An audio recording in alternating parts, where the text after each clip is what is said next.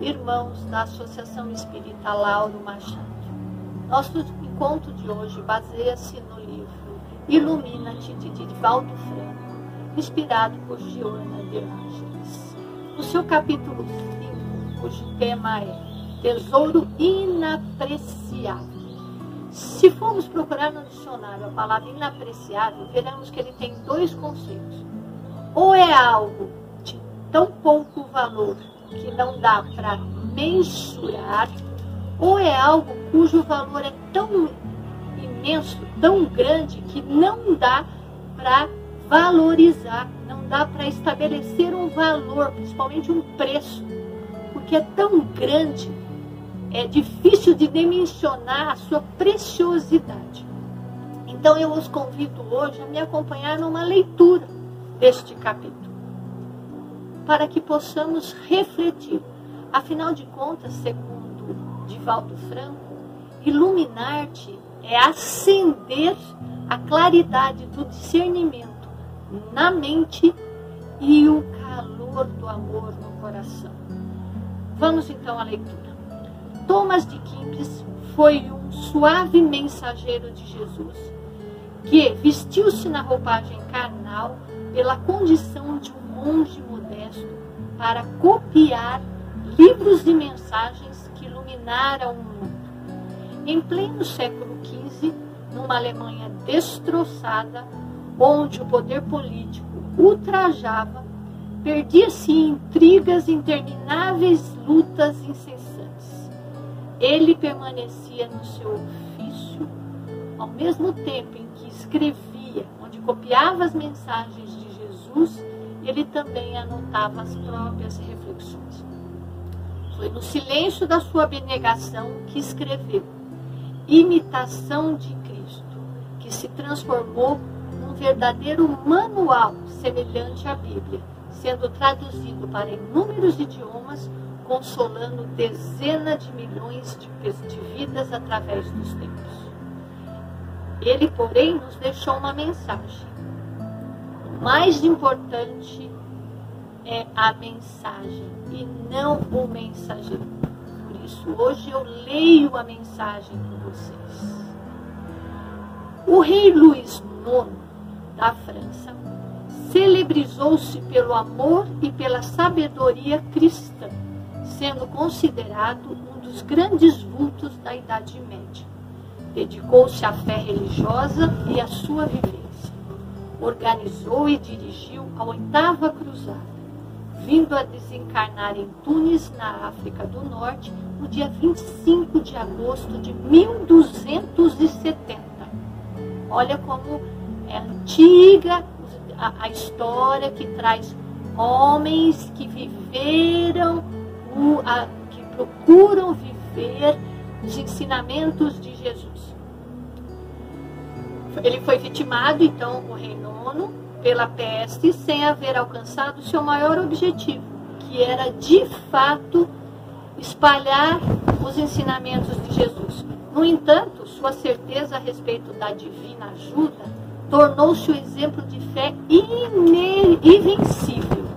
Conta-nos que, uma certa viagem por barco, na direção do Oriente, uma tempestade ameaçou a embarcação em que ele se encontrava, provocando pânico em toda a tripulação e nos presentes. Ele ajoelhou-se e orou longamente, após o que afirmou a todos: coragem, nenhum mal nos acontecerá, sigamos em paz. Quando perguntado a respeito da certeza que o dominava, ele simplesmente, serenamente disse: as preces dos nossos irmãos do mosteiro de Caraval acompanham-nos, e realmente nada aconteceu à embarcação e aos seus viajantes. Israel esperava no esplendor do Império Romano que viesse o Messias. Quando João Batista começou a proclamar que era chegada a hora e que todos se penitenciassem, se arrependessem e mudassem de vida, muitos daqueles que o ouviram acreditaram que, por fim, estava chegando o grande guerreiro que libertaria o povo oprimido. Veio então Jesus, simples e nobre, como o lírio do campo, puro e vigoroso, como uma espada nua, pregando o reino dos céus, aquele que é indimensionável, que dispensa todos os aparatos e exterioridades. Em razão disso, não foi aceito, porque o orgulho cego desprezava a pureza, tinha simplicidade como miséria moral e a pobreza como condenação divina. Até hoje, infelizmente, embora os exemplos de exaltação dos valores espirituais, o culto ao bezerro de ouro predominam terrivelmente, iludindo os fantasiosos que supõem não terem como enfrentar a consciência que despertará um dia. Acreditam no poder político, agarram-se às velhas fórmulas de corrupção e do vandalismo moral, pretendendo-se uma existência física sem termo, como se a enfermidade, a velhice e a morte não os derrubasse dos pedestais da ilusão onde vivem fascinados.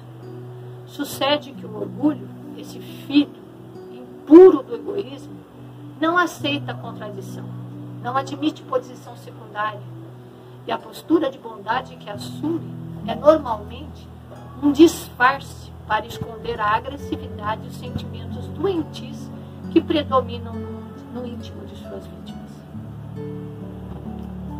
Acautele-se da infelicidade que destrói as belas florações do bem, do humanitarismo, da caridade.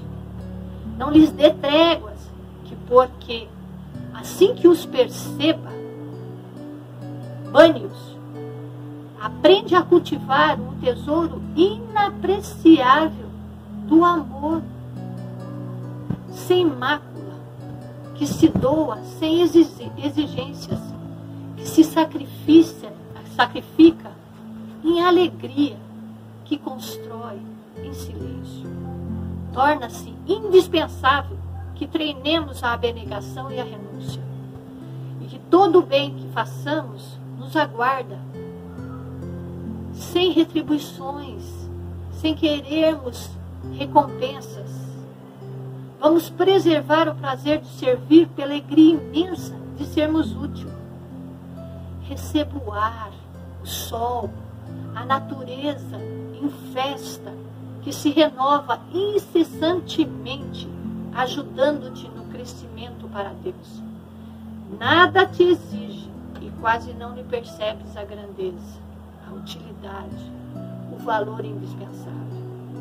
Acompanhe o leito da humildade e verás crescer suavemente, recebendo afluentes que o transformam em rio cauduloso, na busca do oceano, onde mistura as suas águas volumosas que o absorve. Trabalha desse modo, confiando em Deus e auto-iluminando-te, considerando-te somente como servidor. És importante no grupo social, porque podes erguê-los, pode levá-los ao progresso, assim como dispões de mecanismos para degradá-lo, se for impertinente, se for presunçoso, ou se tiver primitivismo emocional. Nunca, porém, se ache insubstituível, porque nós temos fragilidades. A dimensão do nosso real valor faz o melhor que esteja ao teu alcance, sem presunções, sem arrogância. Não te permitas magoar quando os fatos não acontecem conforme gostarias. E jamais se decepcione com o teu próximo. Tenha em mente que ele também tem dificuldades, assim como você, e que queres ser compreendido. Então compreenda-se. Aceite os desafios que vêm pela frente. Jamais coletes na mente e no sentimento o lixo tóxico do ressentimento, de ódio, de amargura, que te fará imprevistos morais. És o que tu mesmo fazes. Aprende a ser feliz, amando e ajudando, de modo que esse tesouro nunca te seja retirado, antes se multiplique dentro de você. grandioso e insuperável, o amor é o poder que não toma espaço, que não sobrecarrega e que não se desgasta. Assim procedendo, tornar-se-á simples e bom, crescendo em silêncio e em paz, rumo a Deus. Não te facultes atingir pelas setas da inferioridade que ainda te ferem os sentimentos. Esse amor sem dimensão dilui os miasmas densos do orgulho e da loucura do ego. O ego, que é essa instância que nos regula entre o que desejamos e o que o mundo externo espera de nós. As últimas palavras são brilhantes, de grande profundidade. Renascestes para conquistar a verdade adormecida no teu íntimo. Lute e ame. Jesus convidou-te por amor e prossegue amando-te, proporcionando o campo de ação para o treinamento da tua evolução. Fixa na mente que os piores inimigos do ser humano encontram-se no íntimo dele mesmo, que sintoniza com as equivalentes ondas de inferioridade moral e espiritual. Amando e renunciando, sintonizaremos com a vida gloriosa que é o nosso farol, que é o nosso guia, Jesus Cristo. Então vemos nessa lição maravilhosa, me lembro de uma história ouvida há muito tempo, onde um aluno, com muita dificuldade, procura o mestre então para ajudá-lo a resolver o problema. Chega e conta para o mestre o que está lhe afligindo. O mestre então tira das suas mãos, dos seus dedos, um anel e dá ao aluno e pede que ele vá ao mercado e procure ver por quanto ele conseguiria vender aquele anel. O aluno um pouco desanimado, porque não via a relação entre aquilo e o seu problema, achava até que o mestre nem tinha ouvido, mas foi-se, resignou-se e foi até o mercado. E o mestre havia lhe dito: não venda este anel por menos de 3 moedas de ouro. Ele foi então para o mercado e procurou, e foi motivo de gozação, foi motivo de brincadeiras, porque ele oferecia o anel e as pessoas olhavam e diziam: não, isso não vale nada. Ah, no máximo 1 moeda de prata. Ah, 2 de bronze. E andou todo o mercado e foi muito gozado, voltou mais entristecido ainda junto ao seu mestre. Quando ele chegou ao mestre, ele triste, cabisbaixo, se sentindo pior ainda, porque nem conseguia vender o anel, ele se achava. O mestre disse-lhe então: pegue este anel e vá até o ourives. Vai até uma pessoa que entende de ouro, de valor, e mostre-lhe o anel. Mas não venda por preço nenhum. Ele mais uma vez foi até o local indicado pelo mestre e mostrou o anel. O ourives então olhou, examinou e disse: lamento, mas não posso lhe oferecer mais do que 70 moedas de ouro. Sei que ele vale mais, mas eu não tenho. Ele então, assustado, olhou aquilo, correu para o mestre e mostrou e disse o que ele havia ouvido. O mestre então lhe disse, olhando-o bem nos olhos, e disse: meu filho, você é como esta joia rara. Não é em qualquer lugar ou qualquer pessoa que vai valorizá-lo, que vai entendê-lo. Algumas pessoas com um olhar mais apurado, algumas pessoas mais despertas por verdadeiro valor, é que olharão para isso e colherão isso. Eu trago essa história como uma grande lição, que cada um de nós tem um valor, cada um de nós tem esse tesouro dentro de si, porque somos centelhas divinas.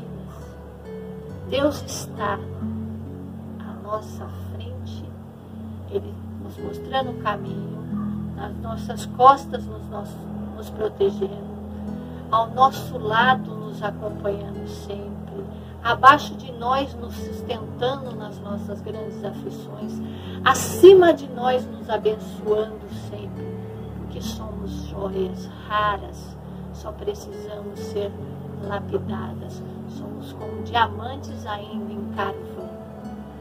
O carvão precisa a grandes temperaturas para que seja burilado e transforme-se em brilhância.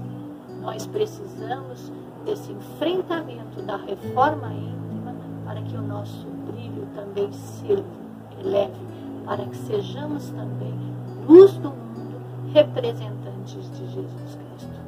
Deixo-os então hoje com essa reflexão. Que Deus continue nos abençoando hoje e sempre.